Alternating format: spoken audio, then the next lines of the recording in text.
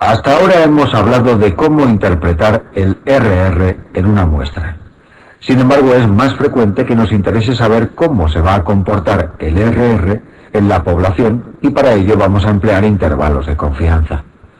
Si, por ejemplo, nos informan de que el riesgo relativo entre tabaco y cáncer es 2, nosotros interpretaremos que la gente que fuma tiene el doble de riesgo de cáncer que la gente que no fuma. Sin embargo, el intervalo de confianza oscila entre 1,2 y 5. Esto quiere decir que siempre va a ser mayor de 1.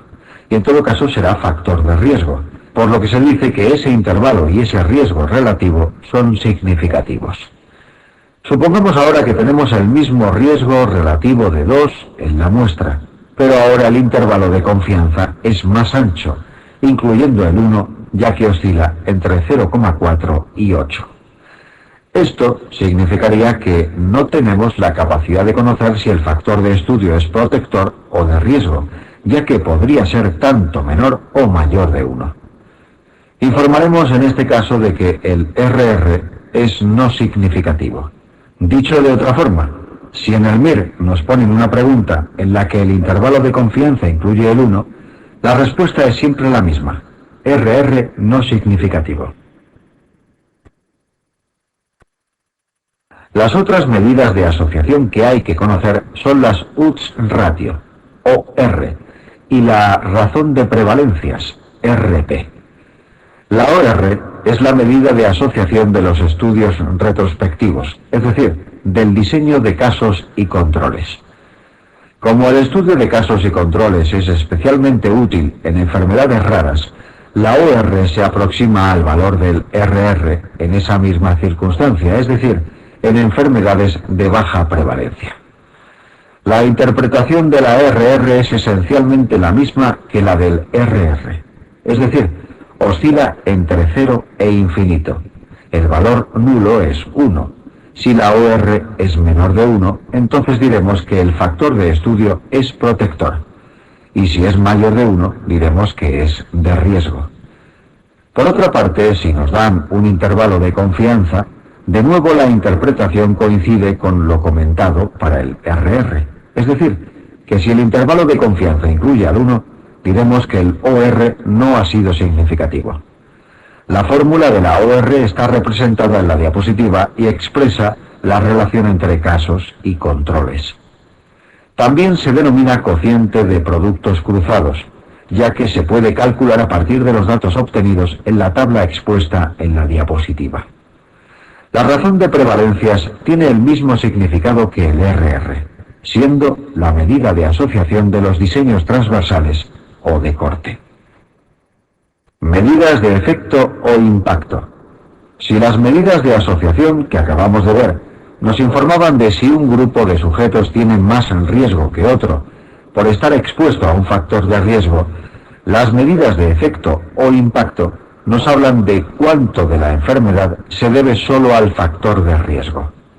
Es decir, que mientras que las medidas de asociación me dicen cuánto más riesgo tiene un fumador de tener cáncer que uno que no fuma, las medidas de impacto me hablan de cuál es el riesgo de cáncer en los fumadores debido exclusivamente al tabaco. Por ejemplo, si leo que 10 de cada 100 fumadores tienen cáncer debido al tabaco, se me está informando del número de casos debidos solo al tabaco.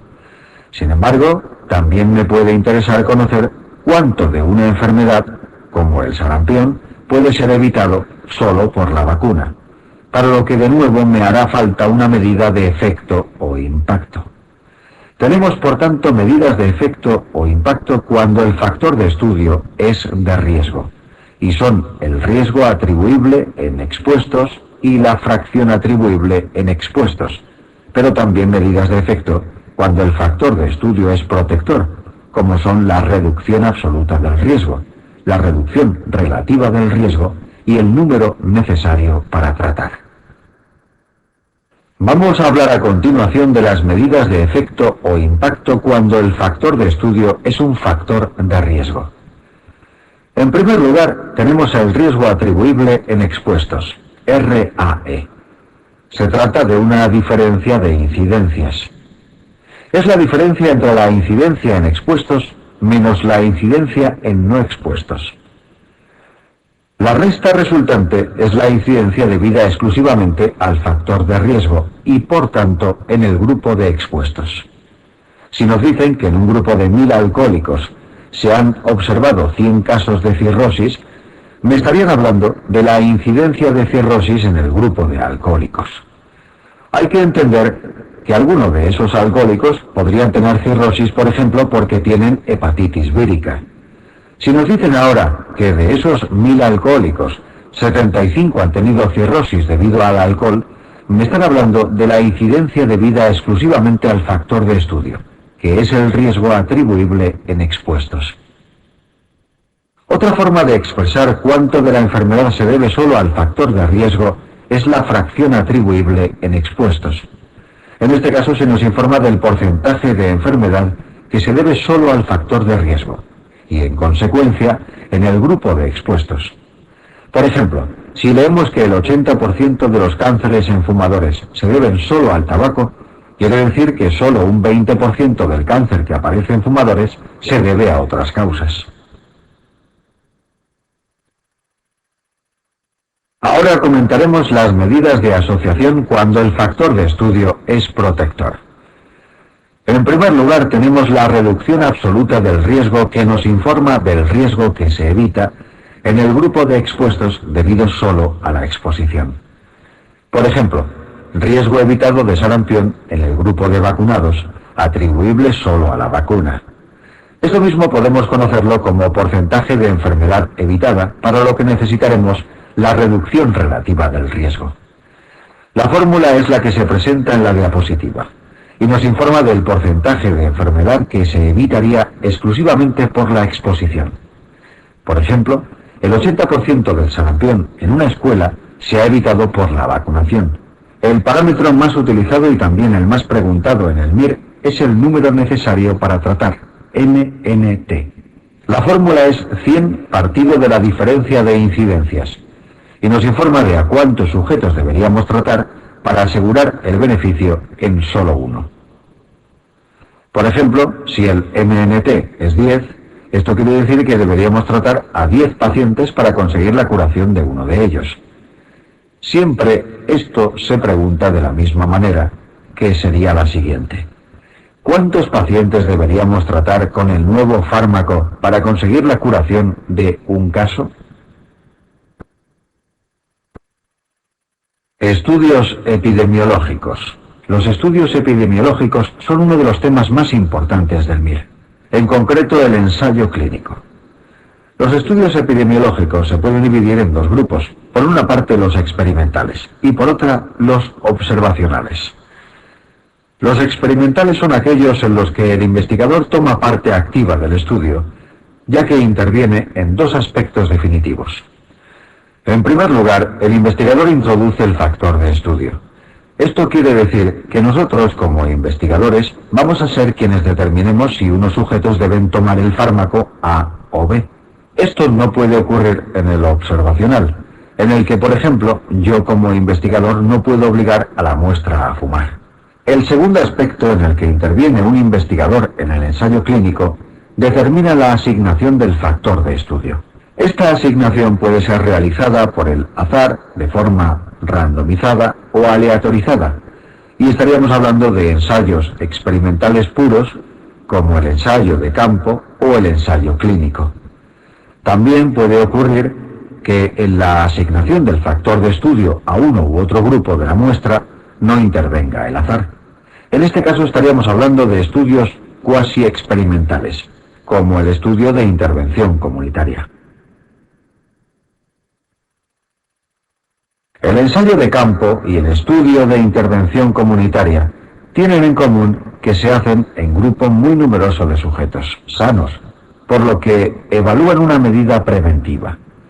La diferencia entre ambos es que en el diseño de campo la asignación del factor de estudio se realiza de manera individualizada, lo que permite randomizar, mientras que en el de intervención comunitaria la asignación se aplica al colectivo del grupo, no pudiéndose, por tanto, randomizar.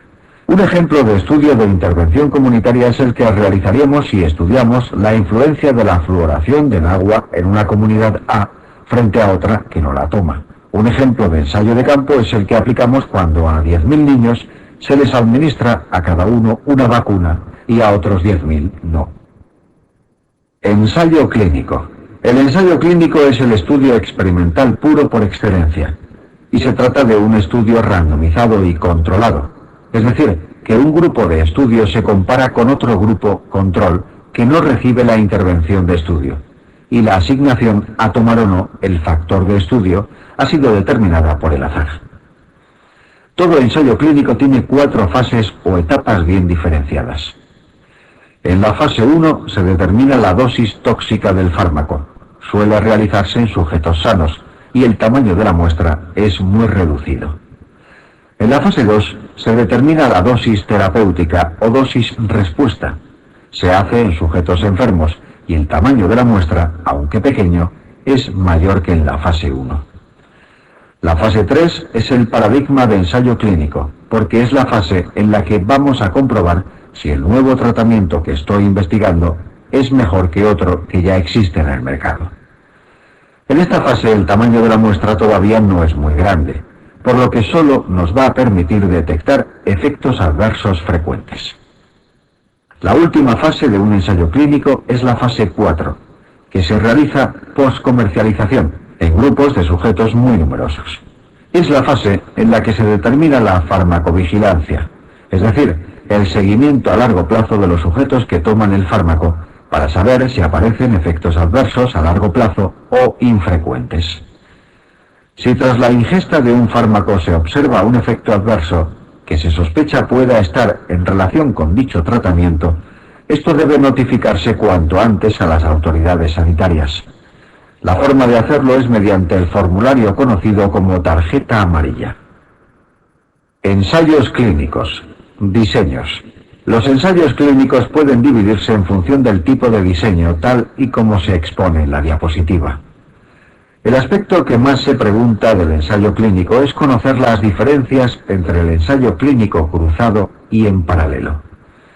El ensayo clínico paralelo es un ensayo en el que cada grupo de tratamiento toma un solo fármaco. Por tanto, la comparación de la eficacia se realiza entre ambos grupos. Sería, por tanto, una comparación intergrupal. Este tipo de estudio es especialmente útil en enfermedades agudas. La limitación, por otra parte, que ofrece es que nunca sabremos a ciencia cierta si la diferente eficacia de los dos grupos se debe a los fármacos asignados o bien a los grupos en sí. Por ejemplo, si tenemos un grupo de 100 pacientes con SIDA, a 50 se les da A y a 50 B, y comprobamos que B es mejor que A, es posible que una explicación de esta diferencia sea debida a que en el grupo B los sujetos tenían 400 CD4, mientras que en el A solo 50. Para reducir esta variabilidad intergrupo debida a la muestra, deberemos realizar ensayos clínicos cruzados. En este caso, como puede apreciarse en la diapositiva, cada grupo de sujetos toma los dos tratamientos con un periodo de lavado intermedio.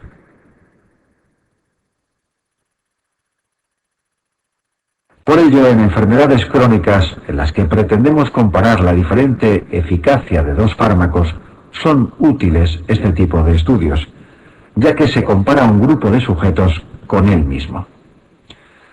Los inconvenientes de los cruzados son dos fundamentalmente. En primer lugar, tenemos el efecto residual, que consiste en que cuando un sujeto toma el segundo fármaco, todavía está haciendo acción el primero, de manera que en nuestro esquema compararíamos la eficacia de B con la eficacia de A más B. Esto, como hemos comentado, se resuelve con un periodo de lavado, de manera que cuando se dé el segundo fármaco, ya el primero haya dejado de actuar.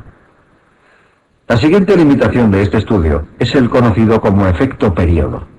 Supongamos que a un grupo de pacientes con demencia se les administra primero placebo y 5 años después el fármaco A. Seguramente los sujetos no serán comparables debido a que la demencia ha evolucionado. Es decir, que el efecto periodo no depende del fármaco, sino de la evolución natural de la enfermedad. Los ensayos clínicos también pueden dividirse en por intención de tratar y en por protocolo. En el primer caso, todos los sujetos son analizados independientemente del grupo al que hayan sido asignados. Frente a este diseño tenemos el estudio por protocolo, en el que solamente se van a analizar a aquellos sujetos que han cumplido o finalizado el protocolo de estudio, habitualmente aquellos que han cumplido correctamente el tratamiento. El problema del segundo diseño es que probablemente aquellos sujetos que no acaban el estudio son aquellos a quienes no les ha ido bien el fármaco, y al hacer un estudio por protocolo estaríamos sobreestimando la eficacia de los fármacos.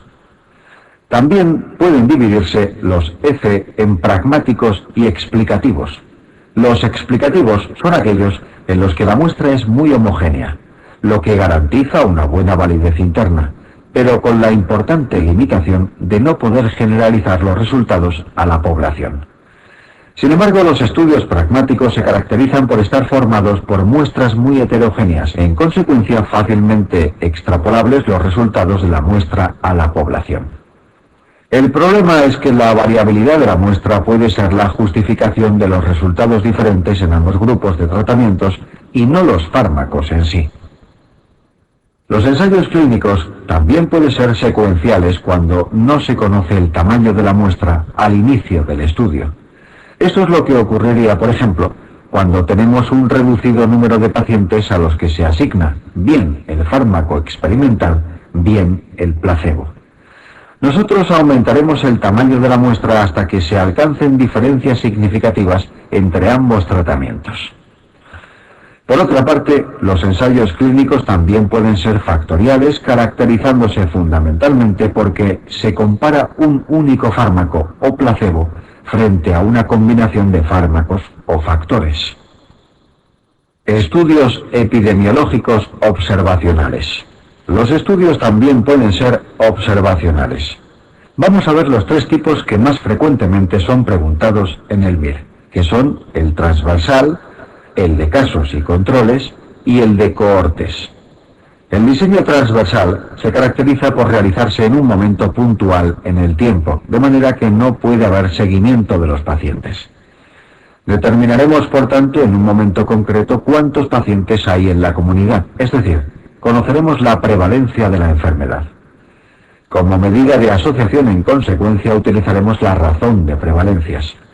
Este diseño es muy poco útil en el estudio de enfermedades raras y tampoco es útil para demostrar causalidad entre un factor de riesgo y una enfermedad, porque es imposible diferenciar entre factores de riesgo y factores pronósticos. El estudio de casos y controles, sin embargo, sí que es longitudinal, aunque retrospectivo, ya que la selección de la muestra se basa en la presencia no de la enfermedad, investigándose a posteriori si los sujetos estuvieron expuestos o no al factor de estudio. En este estudio no es posible calcular medidas de frecuencia de enfermedad y la medida de asociación es la OR. Es el estudio más útil para enfermedades raras al comenzar el diseño a partir de la enfermedad. La limitación de este diseño es la facilidad para cometer sesgos. El diseño de cohortes es un diseño longitudinal prospectivo, ya que los sujetos se seleccionan en base a que presenten o no el factor de estudio, estudiándoseles a posteriori hasta que aparezca o no la enfermedad. Como todos los sujetos al inicio del estudio son sanos, los que vayan apareciendo serán sujetos nuevos, lo que nos permitirá calcular incidencias y, como medida de asociación, el riesgo relativo. Es, de los observacionales, el mejor estudio para estudiar la causalidad de un factor de riesgo, ya que es muy difícil cometer sesgos en este tipo de diseño. Son muy útiles cuando lo que se estudia son factores de riesgo raros. Errores en los estudios epidemiológicos. Los estudios epidemiológicos pueden ser erróneos fundamentalmente por dos motivos. Bien porque el azar explica unos resultados no esperados, bien porque hemos cometido un error no atribuible al azar en la ejecución del estudio. Tenemos, por tanto, dos tipos de errores: el error aleatorio debido al azar y el error sistemático por sesgo no atribuible al azar. Para explicar las diferencias entre ambos tipos de errores, vamos a servirnos de los ejemplos que se exponen en la diapositiva. Imaginemos que un arquero dispara sobre una diana, de manera que es incapaz de dar en el centro. El arquero sabe dónde está el centro de la diana, pero le falta precisión para alcanzarlo. Si éste dispusiera de muchas más flechas, alguna finalmente alcanzaría el centro de la diana. Esto es lo que ocurre con el error aleatorio. No afecta a la validez del estudio, ya que conocemos lo que pretendemos medir, pero somos incapaces de encontrar asociación entre el factor de riesgo y la enfermedad. Para corregir esto, podemos aumentar el tamaño de la muestra. Los sesgos son errores sistemáticos que invalidan un estudio. Imaginemos ahora un arquero que dispara 10 flechas, todas ellas muy juntas, pero lejos de la diana. El arquero ha disparado bien, es decir, ha sido fiable. Sin embargo, no sabía dónde estaba el centro de la diana, por lo que sus disparos han carecido de validez. Si aumentara el número de disparos, seguiría dando al mismo sitio de la diana, no alcanzando nunca el centro. Esto es lo que ocurre con los sesgos, que son la falta de validez, no de precisión, y no se corrige aumentando el tamaño de la muestra. Tipos de sesgos. Los sesgos se pueden dividir en 3 tipos, que son el sesgo de selección, de clasificación o de información y de confusión. Los sesgos de selección son los que se producen cuando el error se comete al elegir la muestra que va a formar parte del estudio. 4 de estos sesgos son los que se exponen en la diapositiva. El sesgo del voluntario es el que se produce cuando al seleccionar la muestra elegimos sujetos que tienen especial interés en formar parte del estudio. Supongamos que vamos a hacer un ensayo clínico con un antirretroviral en pacientes VIH. Puede que los pacientes que quieran participar en él tengan una viremia muy elevada, lo que podría influir en la respuesta al nuevo tratamiento. El sesgo del obrero sano es el que se produce por elegir la muestra del lugar habitual de trabajo, pero no hay enfermos. Por ejemplo, en empleados expuestos al asbesto, puede que no encontremos ningún mesotelioma en el puesto de trabajo, porque los sujetos con cáncer no están en una fábrica, sino en el hospital. Los sesgos de Bergson y la falacia de Neyman son exclusivos del estudio de casos y controles, y en ambos casos la OR tiende a 1. Vamos a verlos en la siguiente diapositiva. El sesgo de Bergson se produce cuando elegimos como controles una muestra hospitalaria. Esto es debido a que los sujetos hospitalizados muy frecuentemente están expuestos a los factores de riesgo habituales, de manera que no hay diferencias en el grupo de casos y controles en cuanto a la exposición al factor de riesgo. Por ejemplo, si elegimos los casos de cáncer de pulmón de la planta de neumología y los controles, es decir, sujetos sin cáncer, de una planta de cardiología, los dos grupos tendrán muy prevalente el factor de riesgo tabaquismo. Es decir, que el número de casos expuestos será elevado y el número de controles expuestos también será elevado, por lo que la OR tenderá a 1. La falacia de Neyman se debe a que el grupo de casos es muy reducido debido a que la mayoría han fallecido. Es decir, que para que exista una falacia de Neyman debemos obligatoriamente estudiar una enfermedad de rápida mortalidad, de manera que cuando seleccionamos la muestra ya no hay casos. Esto lo evitamos seleccionando casos incidentes, es decir, recientemente diagnosticados, de manera que no han tenido tiempo de morirse.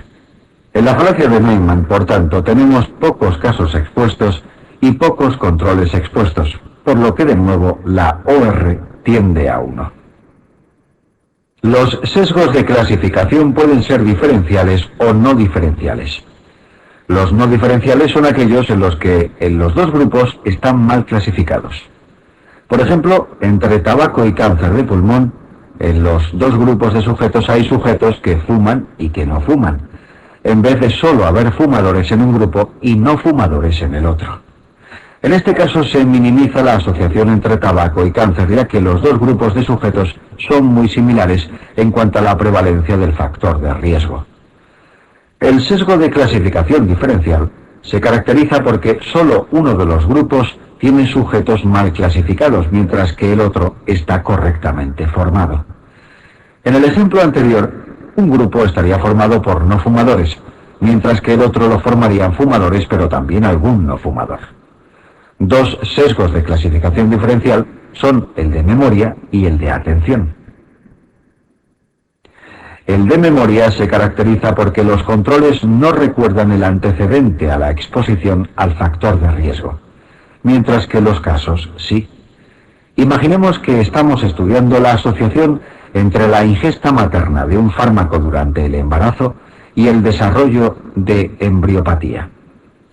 Las madres con hijos enfermos recordarán perfectamente la exposición, mientras que las madres de los hijos sanos no recordarán la ingesta del fármaco, por lo que clasificaremos a las madres expuestas como madres no expuestas. El sesgo de atención es debido a que el grupo de sujetos expuestos se sienten observados y modifican su conducta porque podría ser recriminada. Por ejemplo, si estudiamos la asociación entre alcohol y cáncer de esófago, algunos bebedores podrían decirnos que no están expuestos, por ejemplo, porque no quieren que nadie se entere de que realmente son alcohólicos. Es decir, clasificaríamos no expuestos cuando realmente sí lo están. Un factor de confusión es un factor que se asocia con la exposición, de manera que aumenta el riesgo de enfermar. Debe cumplir obligatoriamente 3 requisitos que son los expuestos en la diapositiva, y se entenderá mejor con un ejemplo. Pensemos que la enfermedad es cáncer de esófago, el factor de riesgo, alcohol, y el hipotético factor de confusión es el tabaco. Para que el tabaco sea un factor de confusión, debe cumplirse, en primer lugar, que el tabaco sea también factor de riesgo para la enfermedad. En segundo lugar, tabaco y alcohol también deben estar asociados, es decir, que el tabaquismo sea más frecuente entre los alcohólicos que en los no alcohólicos. Por último, que el tabaco no sea un paso intermedio entre el alcohol y el cáncer, sino que produzca cáncer de forma independiente a cómo lo hace el alcohol. Si se cumplen los 3 criterios anteriores, entonces es posible que estemos ante un factor de confusión que deberemos tratar de evitar utilizando las técnicas que vamos a exponer en la siguiente diapositiva. Existen 5 formas de evitar el factor de confusión. 3 a priori o antes de comenzarlo, es decir, en la fase de diseño del estudio. Y 2 a posterior, es decir, cuando ya se ha realizado el estudio, o a posteriori. En esta diapositiva nos vamos a centrar en lo que podemos hacer para evitar el factor de estudio a priori. Podemos, en primer lugar, randomizar, es decir, asignación aleatoria de los sujetos a los diferentes grupos de estudio. Esto, lógicamente, solo podrá ser realizado en los estudios experimentales. El apareamiento consiste en seleccionar una muestra de controles que tengan, con la misma frecuencia que los casos, el factor de confusión. Es decir, que si un grupo de sujetos con cáncer tienen una prevalencia de factor de confusión, por ejemplo tabaco, del 80%, seleccionaremos un grupo de controles que fumen también el 80%. De esta manera, el factor de confusión no implicará un sesgo de confusión, al ser igualmente prevalente en los 2 grupos. El sesgo de confusión podría también ser controlado mediante restricción, que consiste en eliminar tanto de los casos como de los controles los sujetos que tengan el hipotético factor de confusión. Veremos a continuación el análisis estratificado y el multivariante. Supongamos que la OR entre tabaco y cáncer es de 4. Esto quiere decir que los sujetos que fuman tienen 4 veces más riesgo de cáncer que los no fumadores. Vamos a hacer ahora un análisis estratificado que consiste en estudiar por separado a los sujetos que tienen y a los que no tienen el factor de confusión. En el ejemplo de la diapositiva, bebedores y no bebedores. Pueden darse 3 circunstancias diferentes. En primer lugar, puede ocurrir que la OR en bebedores y no bebedores sea la misma que en el grupo global. En este caso, como tras anular el factor de confusión la OR no cambia, diremos que el alcohol no es factor de confusión. En segundo lugar, podría ocurrir que el OR en los dos estratos fuera el mismo, pero diferente del global. Esto quiere decir que, como al anular el alcohol cambia la OR, el alcohol se estaría comportando como un factor de confusión. Por último, podría ocurrir que la OR fuera mayor en un grupo que en otro. Esta tercera posibilidad significa que estaríamos ante un factor modificador de la enfermedad, ya que el alcohol estaría modificando el riesgo de cáncer por tabaco, de manera que sería mayor en los alcohólicos que en los no alcohólicos. Para explicar el análisis multivariante, vamos a presentar un ejemplo en el que analizamos la variable supervivencia y el factor de riesgo tratamiento. Cuando solo nos fijamos en la interacción de ambas variables, la P es significativa, por lo que concluimos que hay asociación entre el tipo de tratamiento y la supervivencia. Como la carga viral podría influir en la supervivencia, sospechamos que ésta podría tratarse de un factor de confusión. El análisis multivariante se realiza también a posteriori, utilizando el test estadístico de la regresión logística, en el que hay una variable que se denomina dependiente. En nuestro ejemplo sería la supervivencia, y otras independientes, que en este caso serían el tipo de tratamiento y la carga viral. Al hacer la regresión logística obtenemos los resultados expuestos en la diapositiva. De manera que la asociación de la supervivencia con el tipo de tratamiento ha sido 0.08, es decir, no significativa, mientras que entre supervivencia y carga viral sí ha sido significativa, con una P de 0.02. Esto significa que la mayor supervivencia no la explica el tipo de tratamiento, sino la menor carga viral, por lo que podemos afirmar que la carga viral estaba actuando como un factor de confusión entre tipo de tratamiento y supervivencia.